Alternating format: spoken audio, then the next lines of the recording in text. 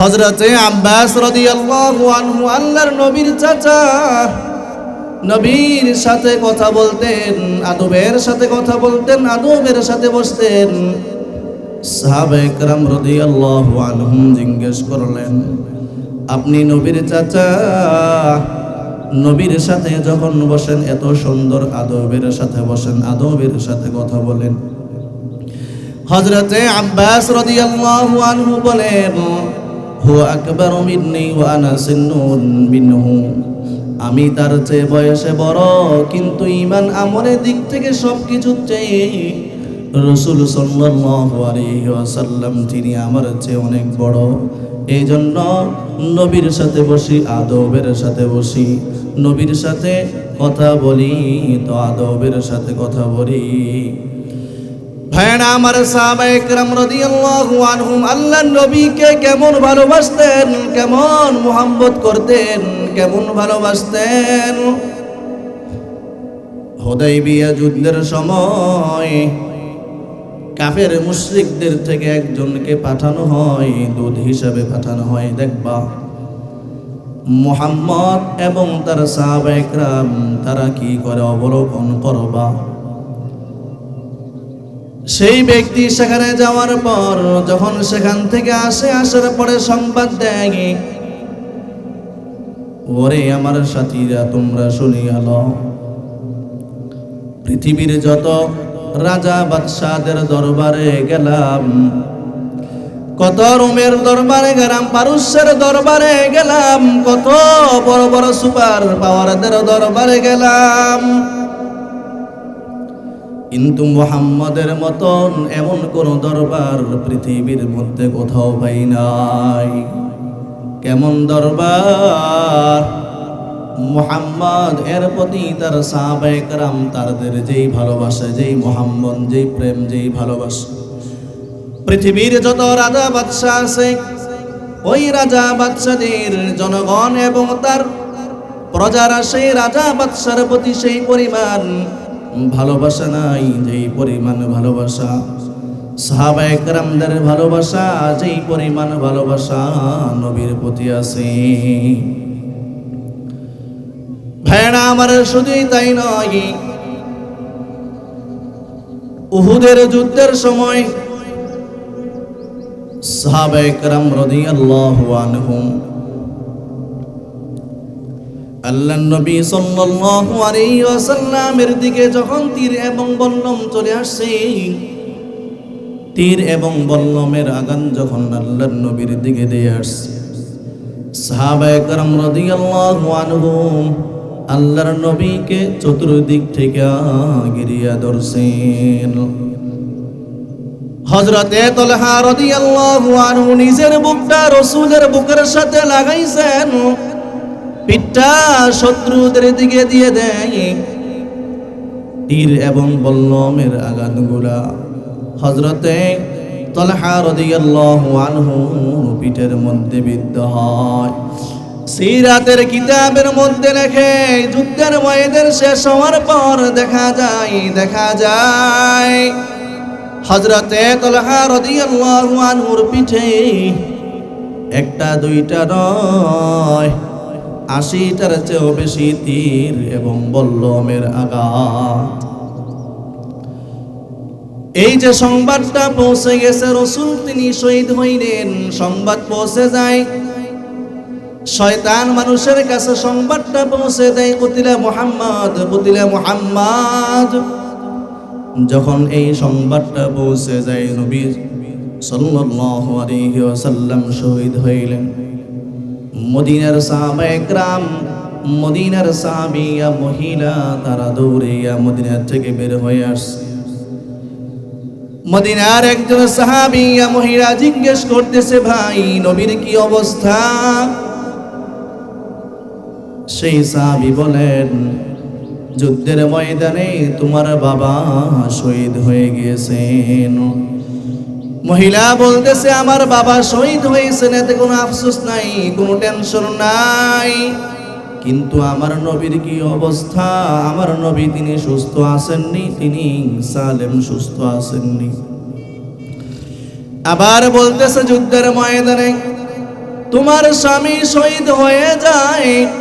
মহিলা বলতেছে স্বামী শহীদ হয়ে যায়, এতে কোনো আফসোস নাই, কোনো টেনশন নাই, কিন্তু আমার নবী তিনি সুস্থ আসেনি।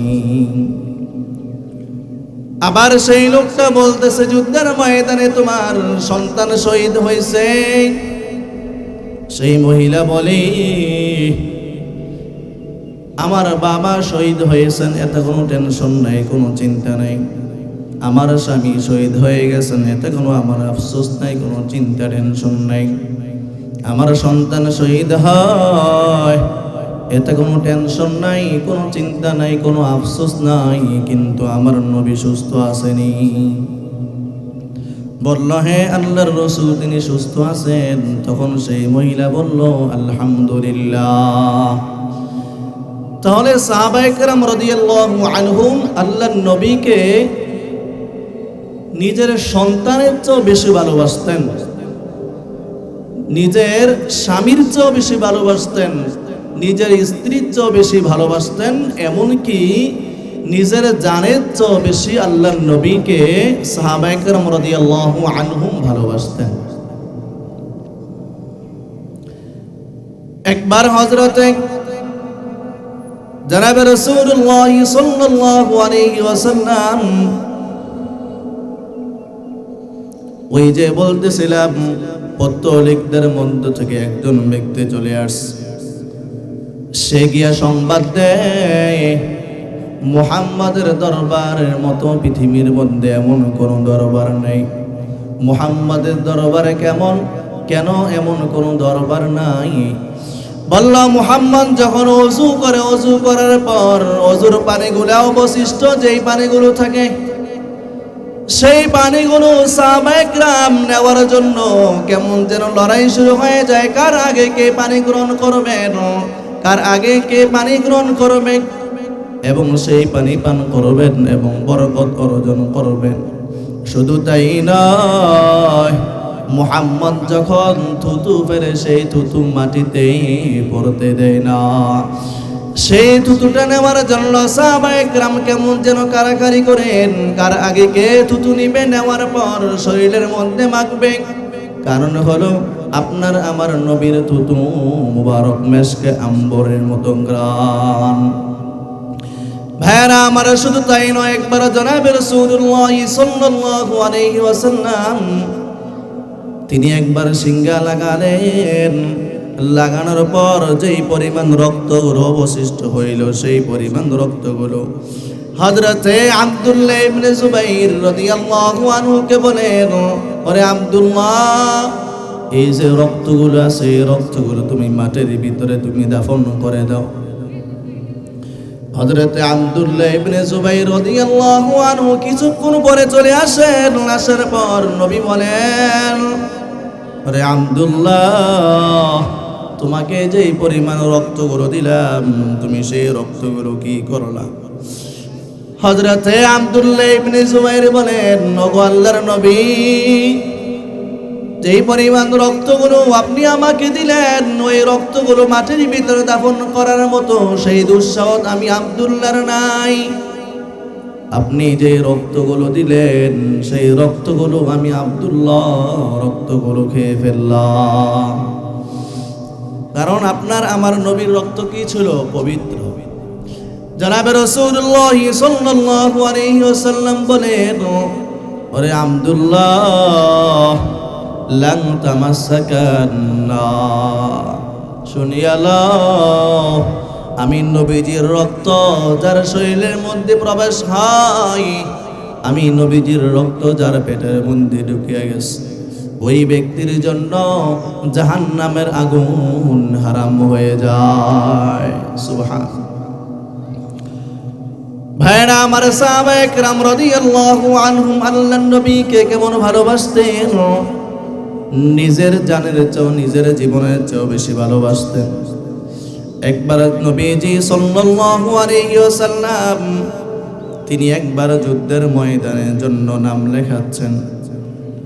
ইতিমধ্যে একজন সাহাবিয়া মহিলা তার দুধের সন্তানকে নিয়ে আসছে। আসার পর বলতেছে, গো আল্লাহর নবী, আমার এই দুধের সন্তান, এই সন্তানের নামটাও আপনি যুদ্ধের ময়দানের মধ্যে লিখিয়ে দেন।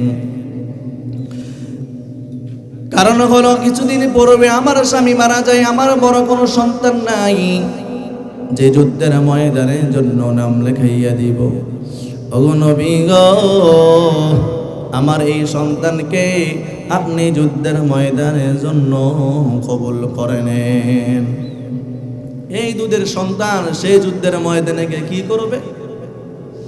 আল্লাহর নবী বলেন, যুদ্ধের ময়দান এতটা বাচ্চাদের কোনো খেলনার জায়গা নয়। যুদ্ধের ময়দান তো বাচ্চাদের কোনো খেলনার জায়গা নয়। তোমার এই সন্তান, সে তো গোড়ায় চড়তে পারবে না, উঠেও বসতে পারবে না। তোমার এই সন্তান তীর বল্লম কোনো কিছুই চালাইতে সে পারবে না। তাহলে যুদ্ধের ময়দানে তোমার সন্তানকে কি জন্য তাকে যুদ্ধের ময়দানে নিব? সেই সাহাবিয়া মহিলা বলতেছে, ওগো আল্লাহর নবী গো, যুদ্ধের ময়দান বাচ্চাদের খেলনার জায়গা নয়, আমিও তো জানি। যুদ্ধের ময়দানে আমার এই সন্তান ঘোড়ায় চড়তে পারবে না, উঠে বসতে পারবে না, তীরও চালাতে পারবে না, বল্লম চালাতে পারবে না। কিন্তু আল্লাহর নবী, যুদ্ধের ময়দানে কাফেররা যখন আপনাকে টার্গেট করিয়া তীর এবং বল্লম নিক্ষেপ করবে, তখন আমার এই সন্তানকে ঢাল হিসাবে আপনি গ্রহণ করবেন। সমস্ত তীর এবং বল্লমের আঘাত আপনার শরীরে যেন না লাগে, আমার সন্তানের শরীরের মধ্যে সমস্ত তীর এবং বল্লমের আঘাতগুলো নিবেন। ভাইরা আমার খেয়াল করেন, লক্ষ্য করবেন, মা তার দুধের সন্তানকে নবীজির জন্য সুপর্দ করে দেন। সাহাবায়ে কেরাম রাদিয়াল্লাহু আনহুম আল্লাহর নবীকে নিজের জানের চেয়ে বেশি ভালোবাসতেন। হযরতে জনাবে রাসূলুল্লাহ সাল্লাল্লাহু আলাইহি ওয়াসাল্লাম যখন তিনি মেরাজে গেলেন, মেরাজে যাওয়ার পর বাইতুল্লাহ থেকে বাইতুল মুকাদ্দাসে গেলেন। প্রথম আসমান, দ্বিতীয় আসমান এবং সপ্তম আসমান আল্লাহ তাআলার সাথে সাক্ষাৎ করিয়া জান্নাত দেখে এক রাত্রিতেই তিনি চলে আসলেন। আসার পর যখন কাফেরদেরকে সংবাদ দিলেন, তিনি এক রাত্রিতেই তিনি মেরাজ করলেন। কাফেররা বলে, মুহাম্মদ সে তো পাগল হয়ে গেছে, নাউজুবিল্লাহ। কারণ তারা বলে এক রাত্রিতেই মক্কা থেকে বাইতুল মুকাদ্দাসে যাওয়া, আবার সেখান থেকে প্রথম, দ্বিতীয়, সপ্তম আসমান আল্লাহ তাআলার সাথে সাক্ষাৎ করে জান্নাত জাহান্নাম দেখা আবার এক রাত্রিতেই চলে আসা, এই জন্য তারা বলে মুহাম্মদ সে পাগল হয়ে গেছে, নাউজুবিল্লাহ। নবী করিম সাল্লাল্লাহু আলাইহি ওয়াসাল্লামের এটি অত্যন্ত বড় একটি মুআজিজা ছিল। আল্লাহর নবীকে আল্লাহ পাক রব্বুল আলামিন অনেক মুআজিজা দান করেছিলেন। মেরাজও একটি মুআজিজা। জনাবে রাসূলুল্লাহ সাল্লাল্লাহু আলাইহি ওয়াসাল্লামের মুআজিজা সমূহ থেকে বলতেছিলাম, এক যুদ্ধের ময়দানে আল্লাহর নবী সাল্লাল্লাহু আলাইহি ওয়াসাল্লামের কাছে সাহাবায়ে কেরাম আসলেন। আসার পর বললেন, হে আল্লাহর নবী, ওযু করব, গোসল করব, পানি নেই। জনাবে রাসূলুল্লাহ সাল্লাল্লাহু আলাইহি ওয়াসাল্লাম বলেন, একটা বদনা ভর্তি, লোটা ভর্তি পানি নিয়ে আসো। পানি নিয়ে আসার পর জনাবে রাসূলুল্লাহ সাল্লাল্লাহু আলাইহি ওয়াসাল্লামের দুইটা আঙ্গুল মুবারক ঢুকিয়ে দেন। সাথে সাথে এমন পানির ফোয়ারা শুরু হয়ে যায়। হযরতে জাবের রাদিয়াল্লাহু আনহু বলেন, আমরা তখন 1400 সাহাবায়ে কেরাম সেখানে উপস্থিত ছিলাম।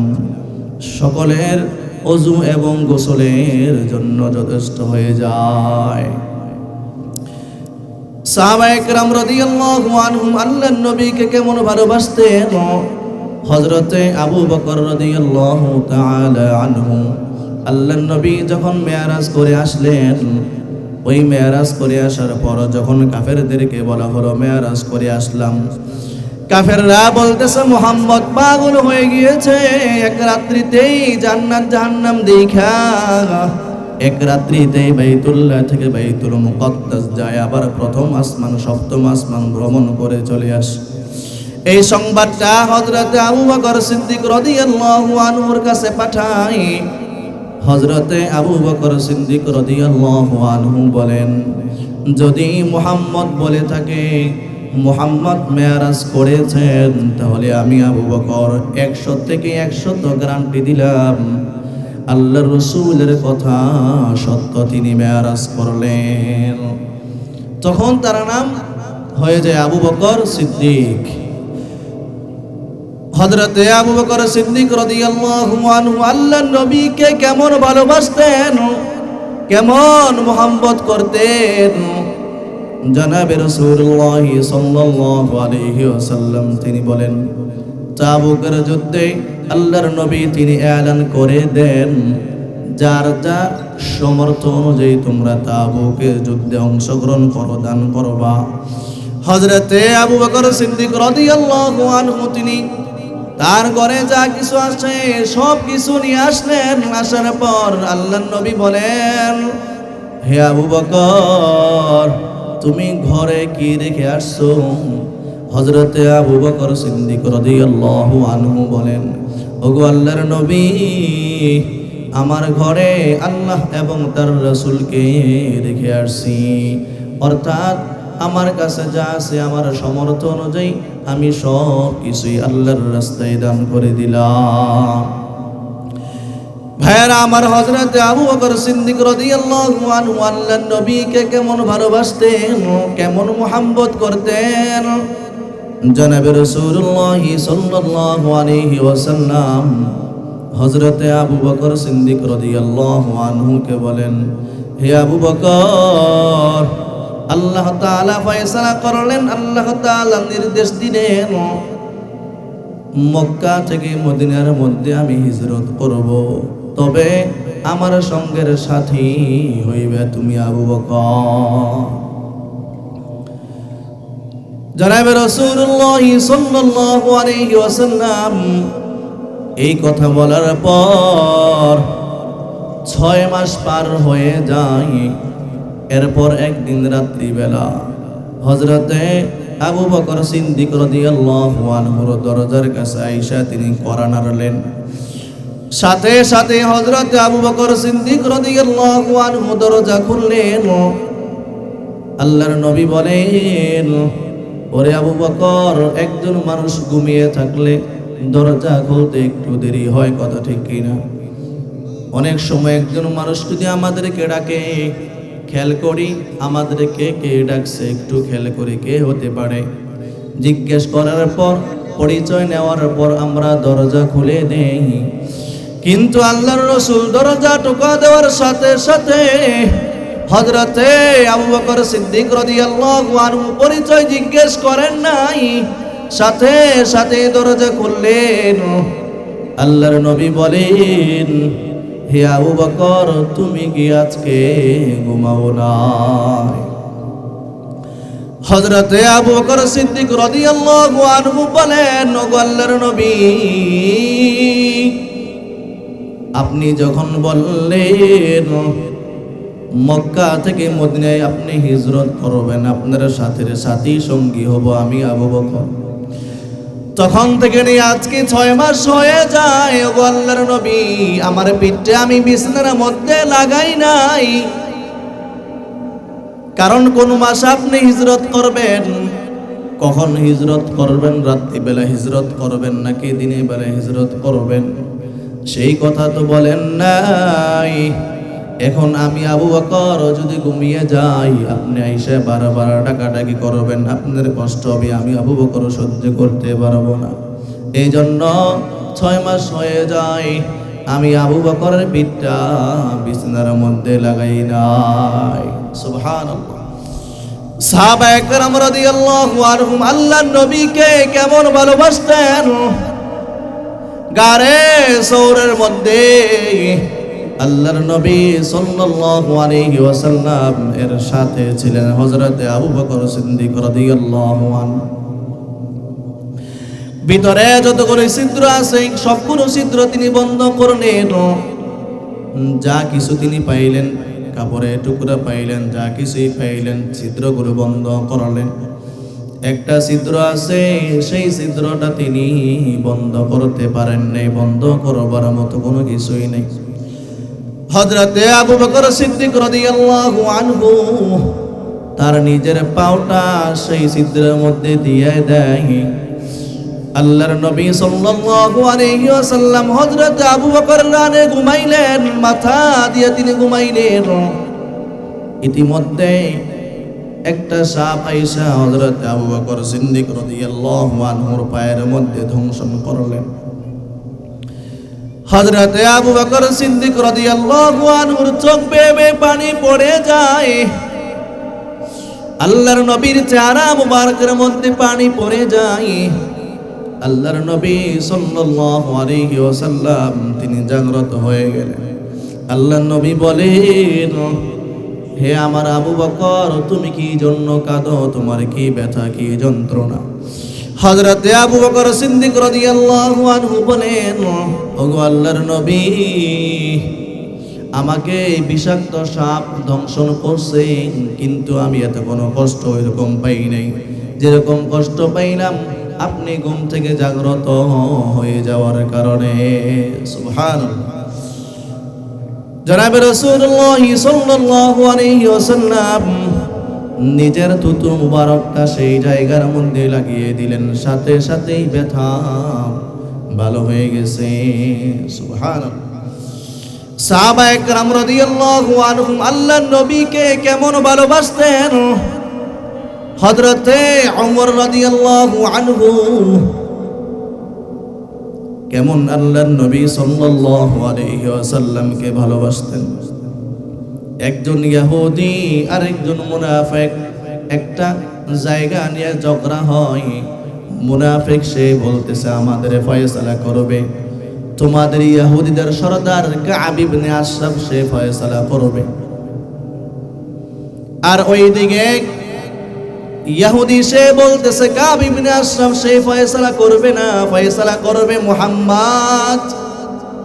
দেখেন, একজন মুনাফিক সে বলতেছে ইহুদিদের সরদার সে ফয়সালা করবে, আর এদিকে ইহুদি বলতেছে আমাদের সরদার কাব ইবনে আশরাফ সে ফয়সালা করবে না, ফয়সালা করবে মুহাম্মদ। কারণ মুহাম্মদ যখন ফয়সালা করবে তখন সেই ফয়সালা হবে সত্য এবং সঠিক। কিন্তু মুনাফিক বারবার পেরাপেরি করে, সে বলছে না কাব ইবনে আশরাফ সে ফয়সালা করবে। যাই হোক, সর্বশেষ আল্লাহর নবীর কাছে যাওয়া হয়েছে ফয়সালা নিয়ে যাওয়ার জন্য। আল্লাহর নবী সাল্লাল্লাহু আলাইহি ওয়াসাল্লাম ফয়সালা করতে গিয়ে, সঠিক সিদ্ধান্ত বিচার করতে গিয়ে ফয়সালা করলেন এই জায়গার মালিক হলো ইহুদি। কিন্তু সেই মুনাফিক সে বলে আমি এই ফয়সালা মানি না। সেই কথা বলার পর হযরত ওমর রাদিয়াল্লাহু আনহুর কাছে যায়।